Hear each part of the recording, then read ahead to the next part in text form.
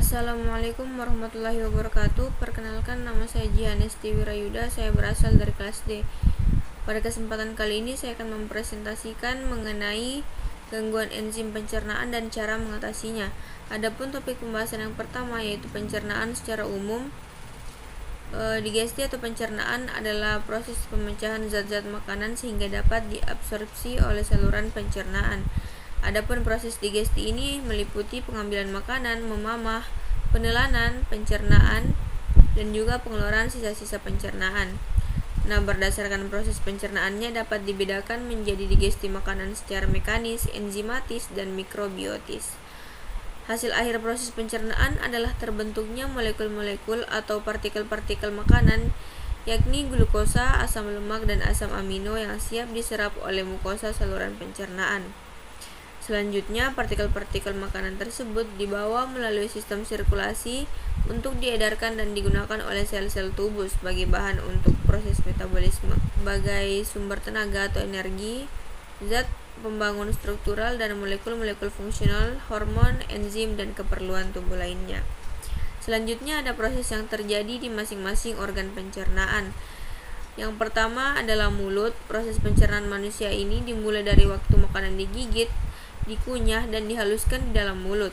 Makanan yang bercampur dengan air liur akan dipecah menjadi potongan-potongan yang lebih kecil oleh gigi sehingga menjadi lunak dan mudah ditelan. Kemudian ada kerongkongan atau esofagus. Makanan dan minuman yang ditelan akan melewati kerongkongan dan kerongkongan ini berfungsi untuk menyalurkan makanan dan minuman dari mulut ke dalam lambung.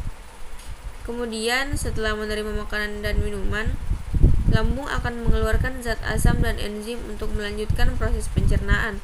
Selain memecah makanan, lambung juga akan membunuh mikroorganisme yang mungkin terdapat pada makanan ataupun minuman.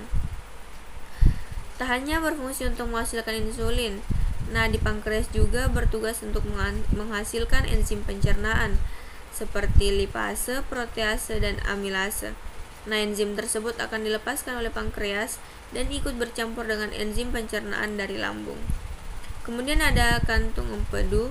Hati atau liver akan menghasilkan cairan empedu, kemudian menyimpannya di dalam kandung empedu. Cairan empedu ini terdiri dari kolesterol, garam empedu, bilirubin, air, serta mineral seperti kalium dan natrium. Cairan ini berfungsi untuk mencerna lemak menjadi asam lemak. Kemudian makanan yang sudah menjadi pasta atau kimus di dalam lambung akan didorong ke usus halus. Gerakan yang disebut peristaltik usus ini terjadi karena kontraksi dan relaksasi jaringan otot di dinding usus halus. Duodenum bertanggung jawab untuk melanjutkan proses pemecahan makanan, sedangkan jejunum dan ileum bertanggung jawab untuk proses penyerapan nutrisi ke dalam aliran darah. Kemudian usus besar, setelah diolah menjadi berbagai nutrisi yang diserap oleh tubuh, makanan yang sudah dicerna akan meninggalkan sisa atau limbah yang disebut tinja atau feses. Usus besar akan mendorong limbah makanan tersebut ke dalam rektum, yaitu perhentian terakhir pada saluran pencernaan. Proses pengolahan dan pencernaan makanan hingga menjadi tinja umumnya memerlukan waktu kurang lebih 30-40 jam. Kemudian selanjutnya ada enzim yang terlibat di setiap organ pencernaan dan juga fungsinya. Yang pertama ada amilase. Enzim ini diproduksi di kelenjar liur, pankreas, dan usus halus yang bertugas untuk memecah zat pati atau karbohidrat menjadi glukosa. Kemudian ada protease yang bertugas untuk memecah protein dalam makanan menjadi asam amino atau amino acid. Enzim ini diproduksi di lambung, pankreas, dan juga usus halus.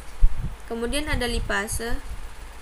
Enzim ini memiliki tugas untuk memecah lemak menjadi asam lemak dan gliserol atau zat gula yang mengandung alkohol. Organ tubuh yang berperan dalam menghasilkan enzim ini adalah pankreas dan lambung. Kemudian ada maltase. Enzim ini diproduksi oleh usus halus dan memiliki fungsi untuk menghancurkan maltosa. Zat gula maltosa ini banyak ditemukan pada tumbuhan seperti biji-bijian gandum dan ubi. Kemudian ada laktase. Enzim ini memecah gula laktosa. Gula ini ditemukan dalam susu dan makanan atau minuman yang terbuat dari susu. Kemudian ada sukrase. Enzim yang diproduksi oleh usus halus ini berfungsi untuk memecah sukrosa menjadi gula sederhana. seperti fruktosa dan glukosa. Kemudian penyakit yang terkait enzim pencernaan dan penyebabnya. Ada gangguan pankreas kronis, yaitu peradangan pada pankreas yang menyebabkan kerusakan permanen dan berhentinya fungsi pankreas. Penyakit ini terjadi ketika pankreas tidak memproduksi cukup enzim untuk memecah dan menyerap makanan.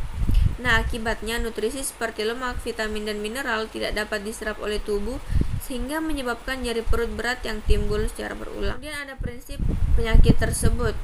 Nah, pankreatitis akut biasanya disebabkan oleh konsumsi etanol yang berlebihan atau adanya batu empedu yang menghalangi saluran pankreas, terhambatnya enzim pencernaan di pankreas.